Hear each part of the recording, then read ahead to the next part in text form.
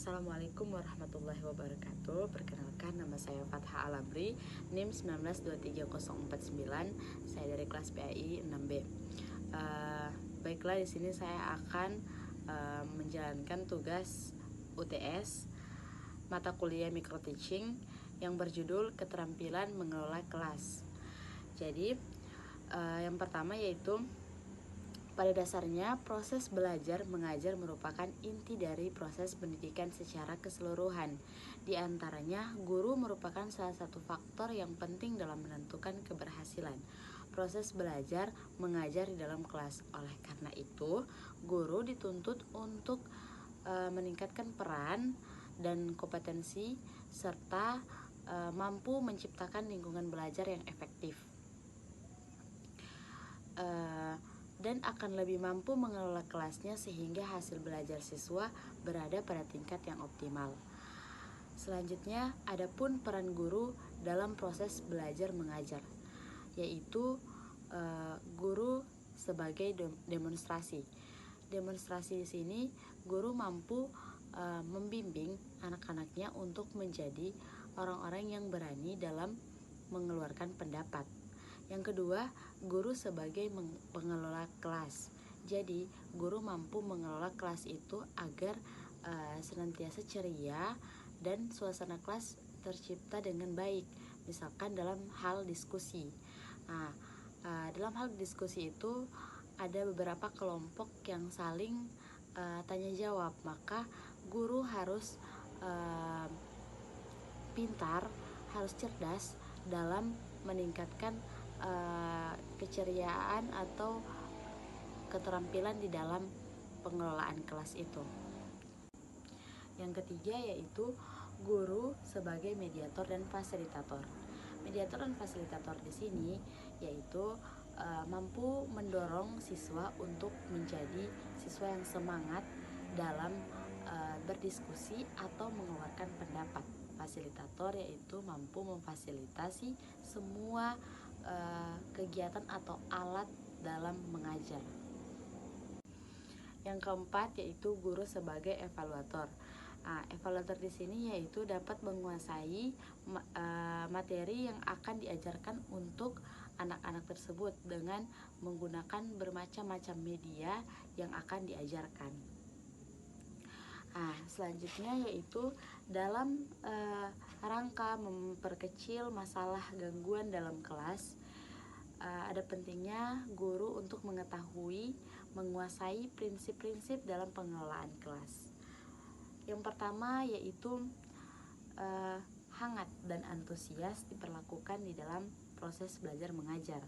Yang kedua, tentangan penggunaan kata-kata, tindakan, cara kerja, atau bahan-bahan yang menantang akan meningkatkan gairah anak didik untuk belajar. Yang kedua yaitu tentangan penggunaan kata-kata, tindakan, cara kerja, atau bahan-bahan yang menantang akan meningkatkan gairah anak didik untuk belajar. Dan yang ketiga itu variasi penggunaan alat atau media atau alat bantu, gaya mengajar guru, pola interaksi antara guru dan anak didik mengurangi munculnya gangguan.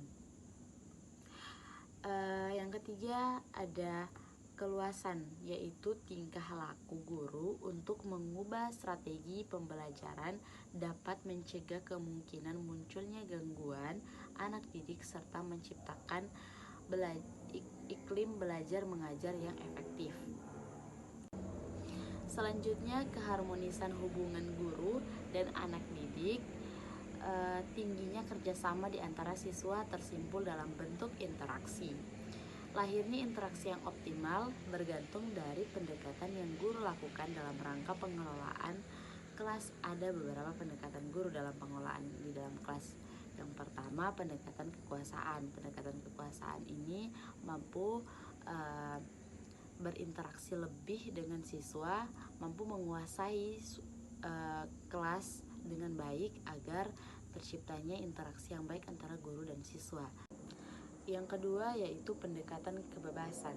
Pendekatan kebebasan di sini yaitu secara suatu proses untuk membantu anak didik agar merasa bebas dalam mengeluarkan pendapat kapan saja dan di mana saja dalam waktu yang ditentukan oleh guru tersebut. Dan guru harus mengusahakan semaksimal mungkin untuk memberikan kebebasan kepada siswa dalam mengeluarkan pendapatnya. Yang ketiga yaitu pendekatan riset. Pendekatan riset di sini yaitu memberikan daftar kepada siswa untuk mengeluarkan pendapat bahwa ada yang tidak boleh dan ada yang boleh. Misalkan guru dalam penyampaian tidak baik, dia bisa memberikan penilaian terhadap gurunya dengan cara mengisi daftar yang guru berikan, seperti itu. Yang keempat itu pendekatan pengajaran. Pendekatan pengajaran yaitu mampu memecahkan masalah di dalam diskusi dalam kelompok. Jadi guru tidak hanya diam pada saat diskusi, mampu memberikan solusi di dalam permasalahan yang ada dalam diskusi peserta didik tersebut, seperti itu. Yang kelima yaitu pendekatan perubahan tingkah laku. Pendekatan perubahan tingkah laku di sini sangat penting dalam setiap pengajaran di dalam kelas, yaitu guru mampu merubah tingkah laku siswa dengan cara mendekati siswa tersebut untuk memberitahu, mengajarkan, mengingatkan bahwa hal tersebut tidak bisa dilakukan, hal tersebut bisa dilakukan dengan cara memberikan contoh yang baik kepadanya agar bisa merubah tingkah laku siswa tersebut.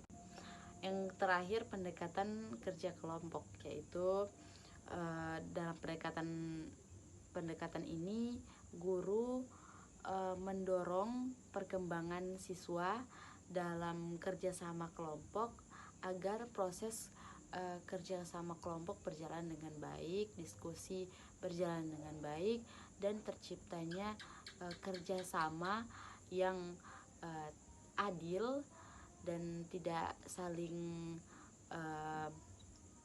takut dalam mengeluarkan pendapat.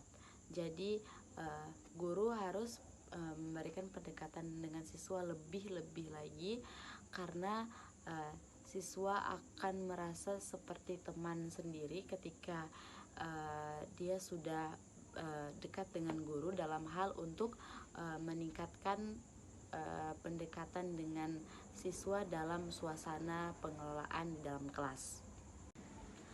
Penataan dalam ruang kelas juga penting dalam suasana belajar yang menggairahkan. Perlu diperhatikan peraturan dan penataan di dalam ruang kelas belajar, menyusun dan pengaturan belajar hendaknya memungkinkan anak didik duduk berkelompok dan memudahkan anak didik secara leluasa dalam peraturan ruang belajar. Hal-hal yang perlu diperhatikan yaitu yang pertama, ada ukuran dan bentuk kelas. Yang kedua, bentuk serta ukuran bangku dan meja anak didik. Yang ketiga, jumlah anak didik dalam kelas, jumlah anak didik dalam setiap kelompok, dan yang terakhir jumlah dari setiap kelompok yang ada di dalam kelas. Hal ini sangat penting dalam pengelolaan dalam kelas agar terciptanya peraturan dan disiplin, mampu menciptakan suasana belajar yang lebih efektif. Jadi tujuan akhir dari pengelolaan kelas adalah anak didik dapat mengembangkan disiplin diri sendiri. Karena itu guru sebaiknya selalu mendorong anak didik untuk melaksanakan disiplin diri sendiri, dan guru sendiri hendaknya menjadi teladan mengenai pengendalian diri dan pelaksanaan tanggung jawab. Jadi guru harus disiplin dalam segala hal bila ingin anak didik ikut disiplin. Terima kasih, sekian dari saya, kurang dan lebihnya saya mohon maaf. Kesalahan sepenuhnya milik saya dan kebenaran hanya punya Allah Subhanahu wa taala. Wassalamualaikum warahmatullahi wabarakatuh.